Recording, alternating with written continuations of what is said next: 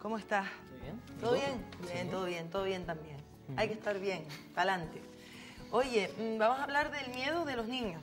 Sí, vamos a hablar de los miedos y los temores en la infancia. Vale, es importante que los padres, madres, educadores sepamos un poquito del tema para tengamos esa sensibilidad para ayudar a los niños, porque si un niño tiene miedo y no lo supera y tal, y nosotros no sabemos cómo llevarlo, le podemos generar bastantes problemas al niño, ¿no?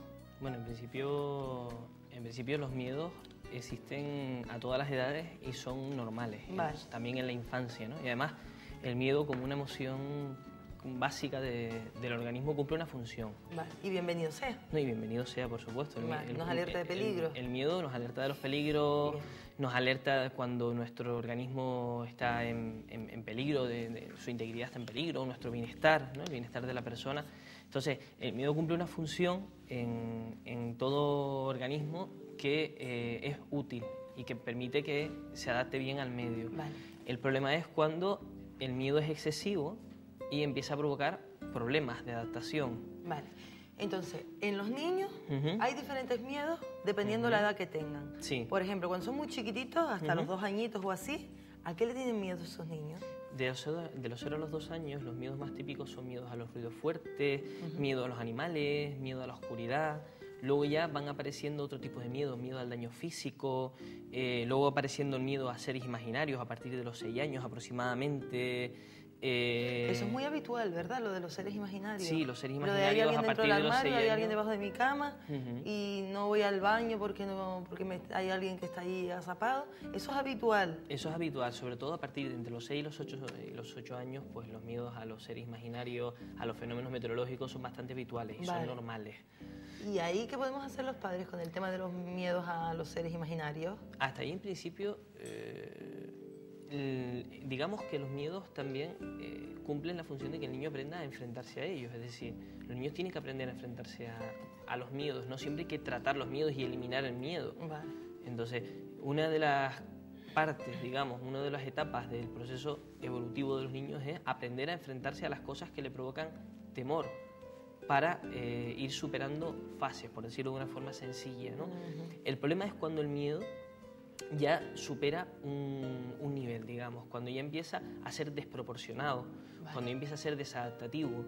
Entonces ahí ya podemos hablar de fobias y eso también es bastante habitual. Las fobias en la infancia son bastante habituales y provocan mucho sufrimiento y además pueden provocar muchos problemas en lo que tiene que ver, en lo que se relaciona, digamos, con el niño, con el entorno, ¿no? Sí. Por ejemplo, las fobias escolares pueden provocar muchos problemas personales al niño, muchos problemas académicos, porque muchas veces los niños no quieren ir a la escuela, tienen fobia a los exámenes, ¿vale? Que no son exclusivas de la infancia, ¿no? Es muy habitual también en universitarios y en bachilleres la fobia a los exámenes.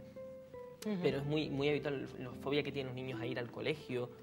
Eso es fobia de verdad, lo tienen, porque un montón de padres dicen, ay Dios mío, qué machangadas, está ya con la bobería. Y a lo mejor el niño de verdad tiene fobia a ir al colegio. Puede tener fobia a ir al Puede colegio. tener fobia. Puede tenerlo. Y los padres no le hacen caso. Dicen, Una son boberías. de las cosas que hay que hacer es determinar si realmente estamos hablando de un miedo. ¿Y cómo de una determinamos fobia, eso? O estamos hablando de algo que al niño, el niño está utilizando para no ir al colegio porque no le apetece. Claro, ¿dónde está la barrera? ¿Cómo la detectas la barrera? ¿Dónde está la barrera? Bueno, ahí hay que ser perspicaz, digamos, y los profesionales tenemos que hilar fino.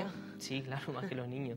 Y los profesionales tenemos que hilar fino para saber diferenciar cuando un niño está simulando tener un miedo o una fobia a cuando realmente sufre una fobia. No es muy difícil, de todas formas. Los niños son muy pícaros, muchos de ellos, pero muchas veces, digamos, que tampoco tienen la experiencia para saber, afortunadamente, engañarnos muy bien. Entonces podemos determinar cuando un niño nos está engañando y cuando un niño está realmente sufriendo un miedo o está sufriendo una fobia, por ejemplo, a ir a la escuela o a estar en la escuela. O muchas veces realmente no es la escuela en sí misma, sino es algún compañero. Muchas veces los niños sufren agresiones. Esto es una cosa que ahora está saliendo mucho a la luz, se habla mucho del bullying, del acoso entre iguales, Sí. pero hasta fechas muy recientes era un tema del que prácticamente no se hablaba, y es que muchos niños no querían ir a la escuela porque había compañeros que hablando popularmente, les amargaban la vida, ¿no?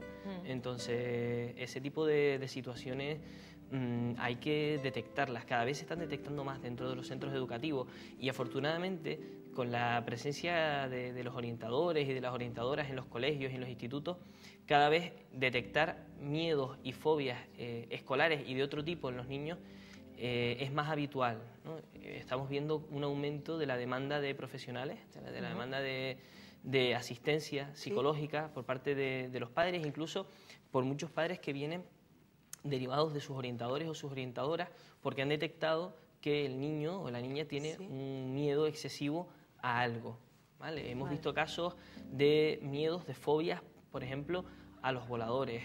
Hemos visto fobias a los fenómenos meteorológicos, ¿vale? En niños que ya tenían que haberlas superado. Entonces, para poder determinar que hay una fobia, tenemos que tener muy en cuenta la edad del niño. Porque, por ejemplo, el miedo a los fenómenos meteorológicos es normal entre los 6 y los 8 años. ¿Y a la oscuridad? ¿Y a la oscuridad es normal hasta? A la oscuridad es normal hasta los 10, 11 años aproximadamente. Es bastante largo, bastante largo. De todas formas, hay que ver también el grado de miedo, ¿vale? Porque de casi todos tenemos algo de miedo a la oscuridad. Hay gente que toda la vida duerme con la luz encendida porque tiene miedo a la oscuridad, ¿no? Entonces, el tema es determinar cuándo estamos hablando de miedo y cuándo ya estamos hablando de algo que hay que tratar, ¿vale? Porque no todos los miedos hay que tratarlos. De hecho, no conviene tratar todos los miedos. El tema es determinar bien, a través de un buen diagnóstico, cuándo un miedo tiene que ser tratado de cuándo no tiene que ser tratado. De todas formas, cada vez, ya te digo, con las orientaciones, valga la redundancia, de los orientadores y las orientadoras, hay más información y los padres tienen mayor capacidad para decidir si en un momento determinado tienen que llevar a su hijo o a su hija a un psicólogo para un tratamiento psicológico o no. Vale. De los 12 cuando son adolescentes, a los 18 o más, los principales miedos, el aspecto físico es uno de ellos. El aspecto físico es uno de ellos y un miedo que aparece, que es muy, muy habitual de la adolescencia, es el miedo a las relaciones interpersonales, el miedo a hacer el ridículo. Esa etapa es muy estresante, Parque, ¿verdad? Esa etapa tiene muchos cambios. ¿Verdad? Tiene muchos cambios, entonces hay que... Es difícil, ¿no? Hay que conocerla, hay que conocerla. No necesariamente tiene que ser una etapa difícil, o sea,